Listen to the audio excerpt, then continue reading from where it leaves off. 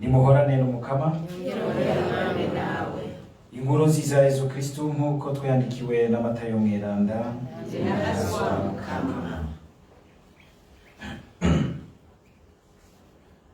Muri rya minsi Yesu avugira imbere y'ishengero n'abigishwa biwe ati, muragowe mwabangushimwe babigisha n'abafarisayo, kuko mubuza abantu ubwami bw'ijuru, namwebwe nyene ntimubwinjiremwo, n'ababishaka mukababuza kubwinjiramo. Muragowe mwabigisha mwe n'abafarisayo mwiyorobeka, kuko musahura inzu z'abapfakazi, ngo muzi kuvuga ibisabisho vyinshi kandi birebire, nico gituma muzohambarirwa ku rubanza. Muragowe mwabigisha mwe n'abafarisayo mwiyorobeka, kuko mukwira ibihugu n'ibiyaga ngo muronke uwo musa, mwamuronka mukamugira igicibwa co mu muriro udahera, kibarusha ububi kabiri. Muragowe mwabirongozi bihumye, muvuga muti urahiye isengero ntaco biriko, yamara urahiye izahabu yo mw'isengero abarahiye. Mwabasazi b'impumi, ikiruta ikindi ni iki? Ni izahabu canke ni isengero yo itagatifuza izahabu? Kandi muvuga muti urahiye altari ntaco biriko, urahiye ituro bayishikanako abarahiye. Mwampumyi mwe, ikiruta ikindi ni iki? Ni imperezwa canke ni altari zitagatifuza? Urahiye altari rero abarahiye altari n'ibiri kuri yo vyose. Urahiye isengero abarahiye n'uri muri yo. Urahiye ijuru abarahiye ingoro y'Imana n'uri muri ryo. Dushimagize iyi nkuru nziza ya Kristo.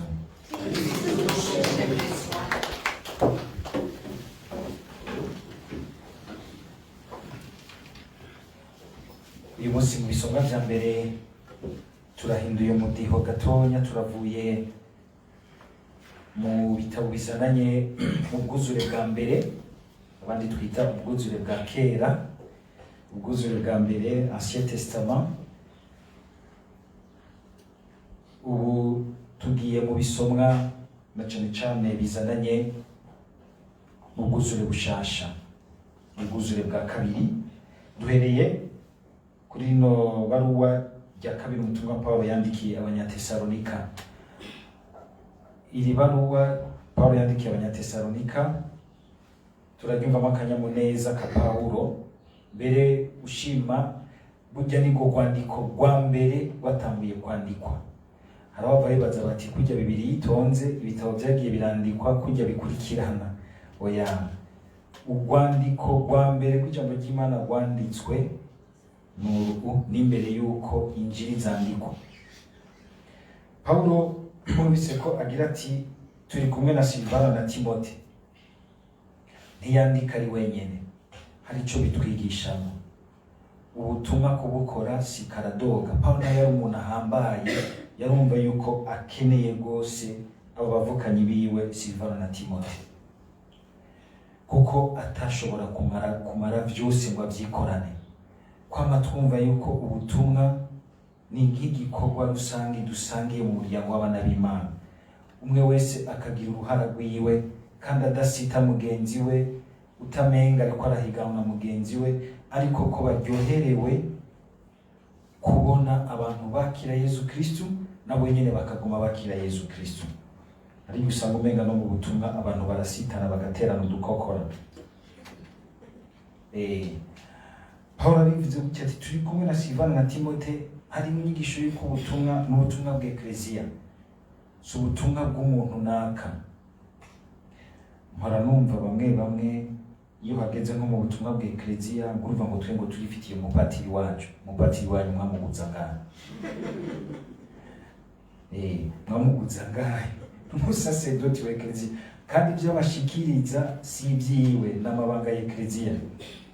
Hari igihe ubona umuntu nk'iyo twamwankiye ikintu turi nko muri administration y'amasakrament, uzumva gutuma ko ngo muhurire kwa Gerard. Kibazo utashaka kuguha kamwe bisanzwe, mugabo ngo bakavugira ku ijambo litakunze hariya mu biro agende kurivugira hariya kwa Gerard. umubwira uti no ngaha kwa Gerard bigirwa kurya nyene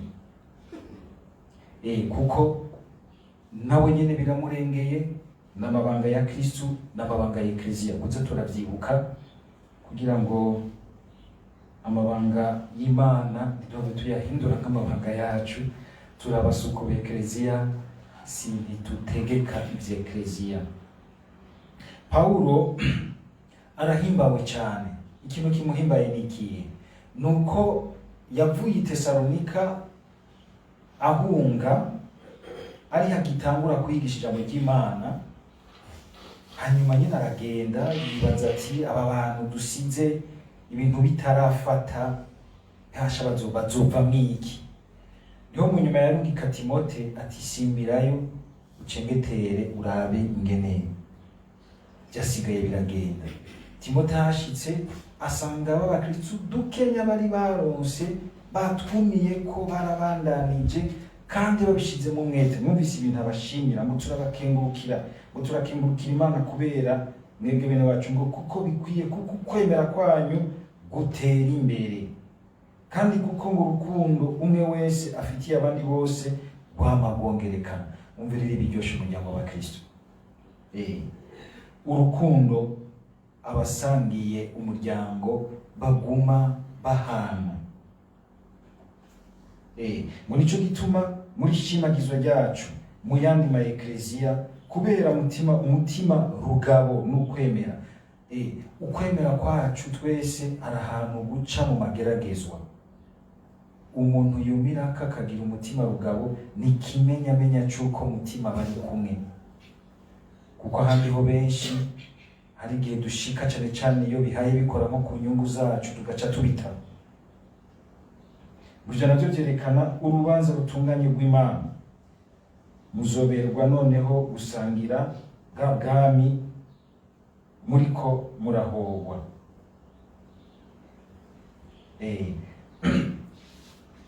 Bivuga yuko rero uku kuntu Paulo ahimbariwe n'ingene Abanyatesalonika bagumije ukwemera naho bagiye baraca mu bibagora, bikagaragaramwo ububasha bwa mutima mweranda, bakagumana umwizero mwinshi. Nivyo bihindukira bigatuma na Paulo yumva ko mutima amuhaye ingoga zo kubandanya.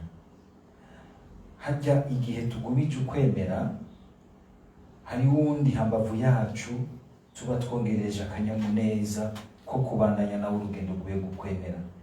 Urugendo gukwemera biradusaba yuko tumenya kurusangira nk'abasangiye umuryango. Hari ibindi Paulo yavuze vyerekana ingene twese mu bukristo bwacu dutegerezwa kwama turaba imbere. Akagira ati Imana nzima nyakuri kandi mukorera kandi ngo murorere umwana wayo ahazovira mu ijuru. Kwama twibuka yuko tugenda tugana ihindukira ry'umukama wacu Yesu Kristo azogaruka, bimwe tuvuga mu kwemera ngo azogaruka gucira urubanza bazima n'abapfuye. Ngumwe yazuye mu bapfuye Yesu wamukiza adukiza ishavu riduhanamiye. Paulo ariko aravuga gutya adukiza ishavu riduhanamiye, harabava bibaza bati Imana irashavura gose Yesu atabonetse ko bakatwara. Si ibyo bagomba kuvuga, na cyane cyane baze ko bagomba kuvuga ingene Yesu ari wadukiza amahano afatanye n'ibibi dukora. Ugiye bidukora birazana n'amahano yavyo. Yesu rero aradukiza akadukiza n'ayo mahano y'ibibi dukora, tugasubira kwakirwa imbere y'Imana. Imana ikatugirira impuhwe, ikadukingira, ikatugirira imbabazi.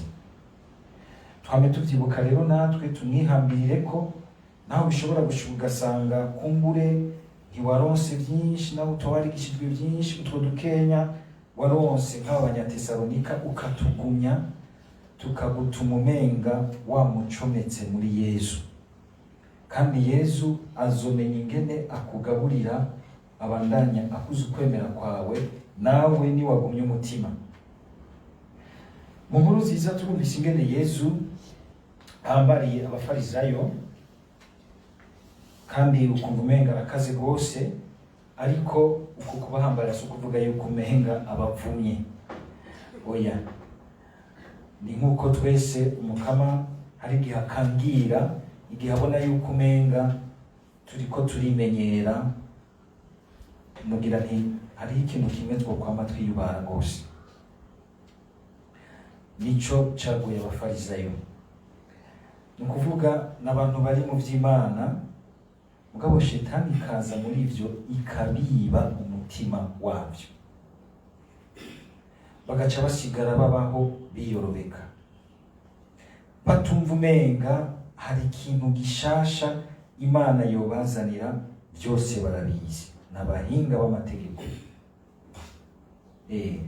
Kwishira muti ivy'Imana ndabizi, inyigisho zose ndazikurikira, zo kuri Radio Maria, zo muri foyer, zo kuri Motion, izo hariya mu buruhukiro kwa Patiri Cambara, izahehe zo kwa Mbayahaga, ivyo ntazi. Ugaca wugara umutima, ugaca ubona umenga waraminuje. Ni nk'uko boza bagatanga amadiplo bakavuga yuko waminuje, ugaca wiyugara, ukamenga Imana uyifise nko mu gipfunsi, hakureka yuko ahubwo ariyo ikugira mu kiganza cayo.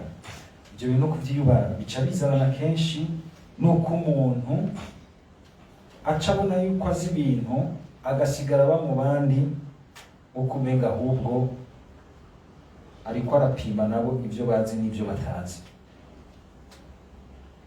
Agasigara umenga niwe abakontorora, agaca yigira umunyezamu w'idini. Niwe aza aravuga ati uyu ntari mukuri, nibamute hanze, uyu nagumemo. Gasanga ariho acira imanza mbi abandi, bigaca bimuhuma ku bubi buriko buramwinjirana muri we. Abantu turambira mu vy'Imana tugabe, twame dusaba umukama ngo adufashe, aturonse umutima wo kwicisha bugufi, ukwama twisuzuma. Umukristu atirega vy'ukuri ngo yisuzume, arateba agakorokera mu bwiyorobetsi, ikibi kikinjira, shetani ikamubwira iti gumamwo, ariko ndeke dukorane twopere hamwe. Umpa umutima wawe mugabo bijya bigumemo nta kibazo, wewe gumayo, wewe tuzokorana, vira mwomwo. Vira mwomwo. Hariho abavamo bakabita bakagenda, hariho abandi bavira mwomwo.